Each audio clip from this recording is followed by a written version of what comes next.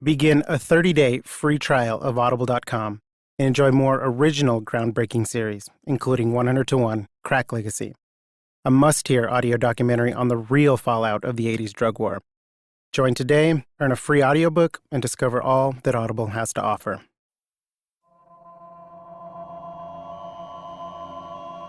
The arrest of Wall Street legend Bernard Madoff. Bernie Madoff.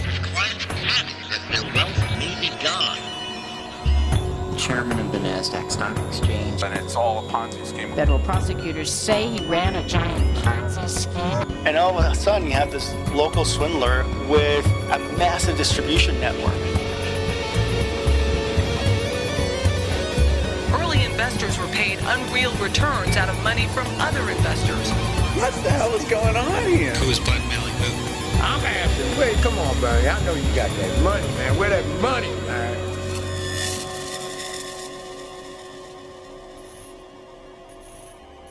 Picture yourself outside in a prison yard in North Carolina. It's December. I remember it was a cool winter night. Carmine wanted some hot chocolate, and then I go run over and see Bernie, and there's Bernie in the middle of the yard at night, 7:30, selling hot chocolate like it's crack. And I remember saying, all you need now is a gold chain and a beeper. If you wanted to drink hot chocolate, you had to see Bernie. Bernard L. Madoff, the greatest financial fraudster in history. He made $65 billion disappear. That's billion with a B. And then he disappeared himself behind prison walls. The world didn't hear from Madoff again until now. This is Ponzi Supernova, an Audible original series in which we reverse engineer an exploding financial universe. I'm Steve Fishman, and I've been reporting this story since 2008. The year the star at its center collapsed. I've reviewed thousands of documents, interviewed over 100 people, and obtained a dozen hours of unreleased tapes of Madoff talking about his crimes. We'll use them to bring you the story of the forces that created, fed, and profited from Bernie Madoff. Madoff's Ponzi scheme, the largest ever, fell apart at the very moment that the banks were taking us to the brink of financial ruin. But that story was impersonal, institutional. We needed a villain. And so Madoff became the poster boy for the crisis. The tabloids devoured the details of his life. We heard from friends, victims, experts. But one voice was absent. Madoff was a black hole. He had been sentenced to 150 years in prison and went away without talking. Picture him. Bernie shoved by a photographer. Bernie at a gala. Bernie in black overcoat on the courthouse steps. That's all there was, played in an endless loop. The dark logic of his crime seemed destined to die with him. I wanted to find Bernie Madoff. I wanted to hear the man himself unravel that dark logic. Have him explain how he did it and why and how he felt. I had so many questions. Come on with them questions, man. I'm ready. How many years of your life you spent as the federal government as your host? How long have I been incarcerated? My pursuit of Bernie began with a portrait of him sketched in prison, curiously in business suit and tie. I found it in a Philadelphia newspaper and tracked down the artist. His name is K.C. White. He'd spent 3 decades behind bars, the last stretch for bank robbery. What put you in the mind of bank robbing? I was having financial problems, and one day I just got in the tub. I was taking a bath, one of those lion claw baths. I'm just sitting in there soaking in the water. So I said to myself, if I was to get some money, where would I go? And the first answer that came up was the bank. That's where the money at. So I said to myself, tomorrow I'm going to rob me a bank. So that's how it started. The next day I went and robbed a bank. Casey took me to the Philly bank that had been the scene of his first robbery. The coffee truck was right over here. In front of the bank? In front of the, right there. Casey stopped at that coffee truck. I had to. He bought a coffee, which came in a bag. Because I needed that bag to put the money in. At the time, it had been a Citizens Bank.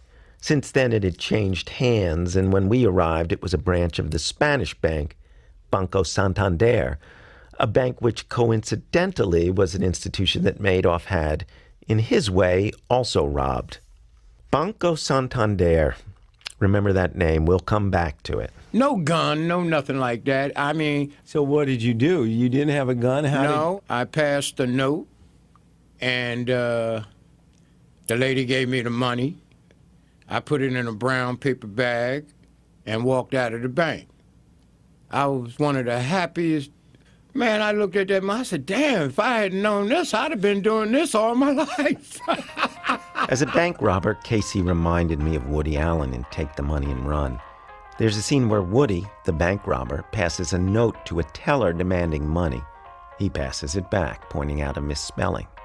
Here's how another of Casey's robberies went down. I gave her a note that said, give me the money. So she looked at the note and say, Sir, we don't take notes. Sir, we don't take notes. And hand the note back. But you know what I did? I ran the hell up out of there, man, and treated it like it was a bank robbery with no money. Pretty soon, Casey's crimes caught up with him. He'd land in prison, federal prison, the same one as Madoff. I was curious.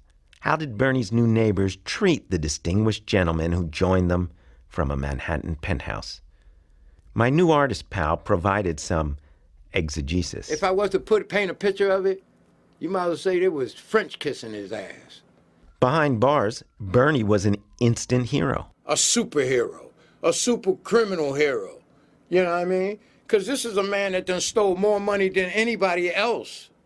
We're talking about anybody else. One old man done took everybody. He done beat the record on everybody. He done went to the top of the list in criminality. Because of the nature of his crime, the money that we're talking about here, that changes the whole picture.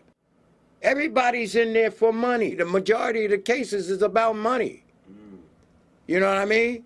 And here you got a man that done did it, done took it all. He's more important than Jesse James. You know what I mean? Bonnie and Clyde. He knows this. Madoff found himself surrounded by new friends with all kinds of questions. So we're walking around the track. So I asked him, anybody would ask him, where the money at? Come on, man. We know you got it. I'm asking, come on, Bernie. I know you got that money, man. Where that money, man? Is that how you say it to him? Yeah. So he says, oh, man, that's water. And he go like this. That's H2O. What does he go like? He holds his hands out with his fingers? Like the water's going through his hands. You know what I mean? Meaning what? I don't know what it means, but this is what I'm thinking. Something to do with that water. That man got some more money, man. That man got some money, man. So you thought he was giving you a clue? Yeah, I'm thinking Cayman Islands. That's the crazy part. Bernie's clients invested billions with him, but he didn't buy securities. He didn't stash it away. It did spill through his hands like water. Madoff confessed he wasn't caught. Bernie's exit strategy was prison. KC had his own exit strategy. His was the portrait of Bernie. Madoff had signed it, and KC hoped he could cash in on the outside, maybe get millions. He was off by a little. He took $500 in cash from a local grocer. For me, KC brought something much more valuable out of prison. It was a roster of the 150 murderers, drug kingpins, and mafia dons in Madoff's unit. These people knew Bernie. Maybe they could get me close to Madoff. I felt like KC after robbing that first bank. I wrote to every single inmate on that list, and soon I started getting calls and letters back, and hearing all kinds of stories about Bernie in prison. One inmate was Steve Mialokos. He'd been sent to Butner Federal Correctional for dealing cocaine. There, he'd become friendly with the former chairman of the NASDAQ Stock Exchange. He was not shy then about telling you about the lifestyles of the rich and famous, huh? Yeah, Bernie's not shy to talk about, stuff at the past. Bernie used to tell us that he'd come home on a Friday and, ask Ruth, his wife, hey, what do you want to do for the weekend? Would you like to go to England or Spain? And he'd call up the airport, have him gas up the jet. And, he'd talk about taking a trip as easy as what it is for me and you to go to Costco. Madoff's trips to Europe would garner him useful friends. We'll come back to that later. But his adjustment to prison life wasn't without incident. So what happens when the former chairman of the NASDAQ gets thrown in the slammer? And the kid walked up and, slapped him. Bernie got beat up. An open hand slap. Bernie's in the sweat lodge. Bernie's hanging out with child molesters. I'll be back with the scoop after the break. Stick around.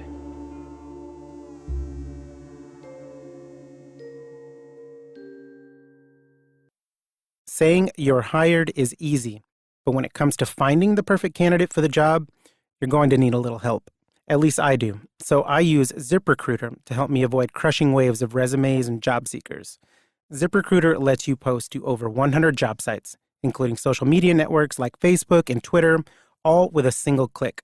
That means no more juggling calls to the office or emails. You can screen candidates, rate them, and hire who you need fast.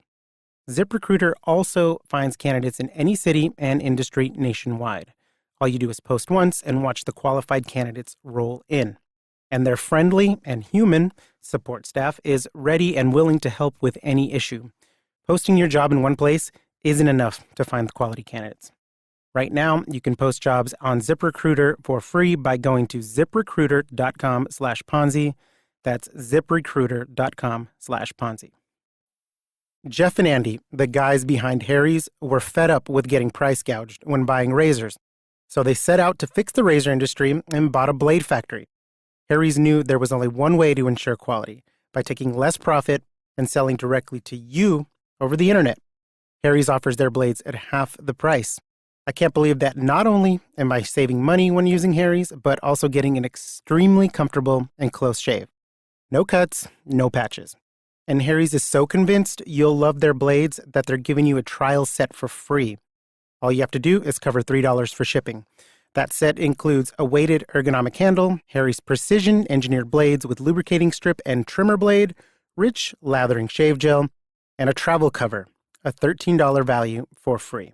So get started with Harry's today. You can claim your free trial at harrys.com/Ponzi right now. That's harrys.com/Ponzi.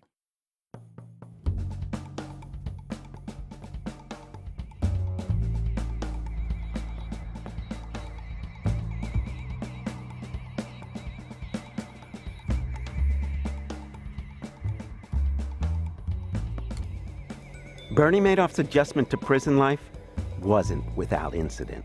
You have a Spanish TV that the Spanish guys run. There were new rules to learn. There's a TV that is usually dedicated to the news, and the so-called white guys will run. But Bernie is used to controlling the remote. And then there's another TV that the African Americans run. Can you see where this is going? Well, that particular day, some African American kid was watching TV at the TV that Bernie likes to watch. As Mia Locos remembers it, it was on 60 Minutes. Bernie was looking forward to a specific segment. If I remember correctly, they were talking about him. Never mind that the black guy sitting there is already watching something. Bernie strolls over. He kind of walked right up and went right over and changed the channel. This black guy is not happy, but Bernard L. Madoff does not back down. And him and the kid had words. The kid got up and changed it again. Again, not backing down. Bernie got up a second time and changed it, and the kid walked up and, slapped him. An open hand slap. To be honest, the kid was kind of, I'm not saying in the right to put his hands on him, but, Bernie was wrong for doing what he did. So there were slaps, there were slights, and there was gossip. Bernie got beat up. Bernie's in the sweat lodge. Bernie's hanging out with child molesters. Robert Rosso was one of the inmates in Butner Federal Prison when Bernie arrived. Some of the dispatches flying around struck him as unfair to his newest colleague. That's what happened. And it was all total bullshit. So I started defending him on my blog. And reporting his own stories about Madoff, like that one about the hot chocolate. He bought all the hot chocolates and sold them for a stamp apiece. He cornered the market on hot chocolate. Ironically, it was Rosso's outrage at obnoxious reporters that led to my next big break. I was in somebody's cell, and they mentioned that you wrote, and I saw a copy of the letter. One of the 150 I'd sent out. I was a little angry. I didn't know you. Rosso had gotten a hold of an article I'd written in New York Magazine. I wrote you because there was a guy named Kenneth White that you quoted in one of your stories, saying that he overheard Bernie bragging about this money, saying, Fuck my victims. I done gave them all that money. They gave me 150 years. That was inaccurate, I felt. I wrote back to Rosso and said, basically, I did the best I could with the information I had. You seemed sincere. That made a difference to me. You and I then communicated a little bit more. You were friendly with me. I mean, it was nice for me that you were a writer. I'm sure it was nice for you that I was a writer. Yeah. Rosso and I became friends. Friendship has its uses. We talked about writing. We talked about prison. Rosso told me about his unlikely second act as a journalist. Oh, writing absolutely saved my life. He spent long stints in solitary. During one of those, he read a book on prison life, The Hot House by Peter Early, and decided it didn't reflect what was going on from a convict's point of view. So I sat down and I'm just like, I can do better. I can do this. Rosso was writing every day by the time he met Madoff. I was a law library clerk, and at the time, Bernie was working as a janitor in the prison library. And I worked late one night, and I'm typing an article or doing something. I'm pecking away at the typewriter, and Bernie comes in and asks me, he said, Rob, do you mind if I keep my commissary here? I had a little cubicle, private cubicle in the back. And I said, no, so I'm doing my thing, and he comes back in, and he said, would you like a Swiss roll? Swiss roll? Swiss rolls. Swiss rolls. Chocolate, snack cakes sealed in little plastic bags. Little Debbie's snack cake. 2 to a pack. And I said, sure. He takes the Swiss rolls out of the box. He unwraps a pack of Swiss rolls, and he commences to handing me a Swiss roll. One. And I looked over at him and I said, you fucking Jew. The slur didn't even faze Bernie, according to Rosso. And he looked, and he goes, what? And I said, you're really going to give me one Swiss roll? And he laughed, and he didn't think anything of it. But Rosso recognized an opportunity. I said, hey, Bernie, listen, I want to do an article. I want to do an interview with you. I want to do the first interview. Bernie had a generous side, too. You promised me the interview. You know, I remember you calling me and you shouted out. First thing you said was, I got it! I got it! I didn't really know what you meant at first, but then you explained it was the interview. It was the first interview. Rosso had given Bernie a list of questions, and Bernie had written out his answers. I put some money in Rosso's commissary account so he could call and read us his questions. We got an actor to read Madoff's answers. You voted for President Obama. How would you rate his overall job performance so far, and do you think he'll be reelected? Nobody cares about my opinion on this. When the financial reform bill was passed last year, you called it a joke. Could you explain why? Hold on, Rob. Where'd that question come from? That was strictly Carmine's. Carmine Persico, the head of the Gambino family? Alleged head of the... yeah. Actually, it's the Colombo family. Yeah. Every day, all day, pretty much, we sit together. So you were sitting with Carmine making these questions up? Yes, I was. I was sitting at the table. We were doing them. Yeah. Well, I'm kind of talking to myself, and I'm more or less writing these out loud. You know, as I'm going over them, and I'm like, I got to think of something occur. And he's like, and he kind of slaps me. He's like, Robert, what's going on in the news right now? You know. And he brings up that one. I'm like, oh, that's perfect. And then he goes, you know, that's mine. You know, he kind of like give me credit for it. So here it is, Carmine Persico, Bernie Madoff's answer to your question about the Dodd-Frank financial reform bill. The major problem is that the makeup of the investment landscape is so stacked against the individual investor due to the power of the large investment banks and hedge funds who control the flow of information and trading impact. Maybe it takes a con man to know a con. Also, research has taken a back seat to inside information. Rosso's interview did tell me a few things. Maybe Madoff didn't want to disappear after all. Up to this point, I had no idea if what I was after was even possible. Rosso's interview was really my first glimmer of hope. But Rosso's paper Q&A didn't give me what I wanted. I needed the thoughts behind those answers. I needed to talk to Madoff, to hear his voice, that Queen's accent that had fooled so many people for so many decades. But how was I going to get him to talk to me? I'd reached out to Bernie dozens of times. I'd sent him letters, I'd sent him presents, books. I heard he loved crime stories. I even put money into his commissary account so he could pay for a call. Nothing. You wrote back and you asked if he would talk to you. But now I had Rosso. Bernie didn't trust reporters. I needed Rob to intervene. You asked me if I would give him the letter that you wrote to him. So I did. And I said, you wanted to talk to him. And he said, I don't really want to talk to anybody. And he kind of walked up a little bit. Come on, Rob. He stopped and he said, Rob, he goes, what do you think of him? Please, please. And I said, I like him. That's what I said. I go, I like him. I said, he seems like a straight shooter. And he goes, okay. He goes, okay. He goes, let me go take a look and read this.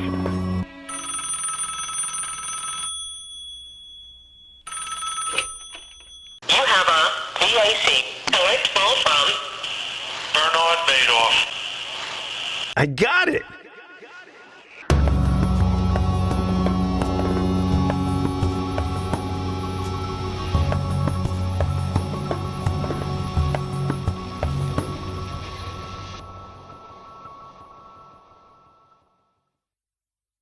Coming up on Ponzi Supernova. Even though I did the wrong thing, they betrayed me. We'll go back to the beginning. I started the company in 1960. And get deep inside Bernie's head. I mean, quite frankly, I don't know how I was able to live with it. I mean, that's what I try and figure out here once a week. Yeah. The psychologist.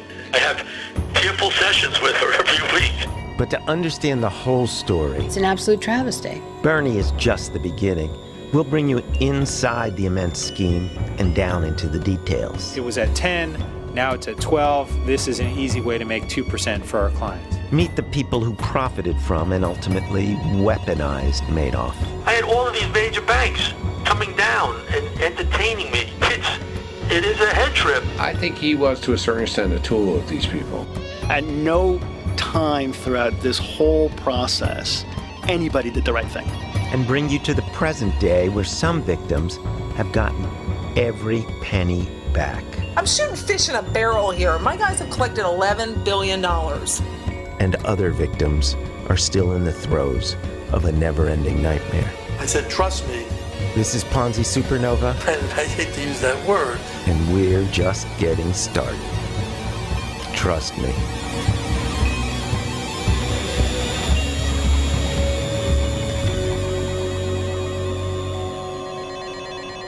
Ponzi Supernova is an Audible Originals production. Hosted by Steve Fishman and produced by Ellen Horn.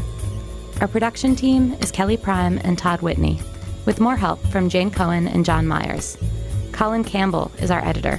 Fact-checking by Biography by Design. Our score was created by Darren Gray, Mike Cruz, and Glenn Kochi. Our audio was mixed by Mike Cruz. Special thanks to Audible Originals Eric Newsom, Jesse Baker, Olivia Nat, Beverly C., and Norman Pratt. This is Audible.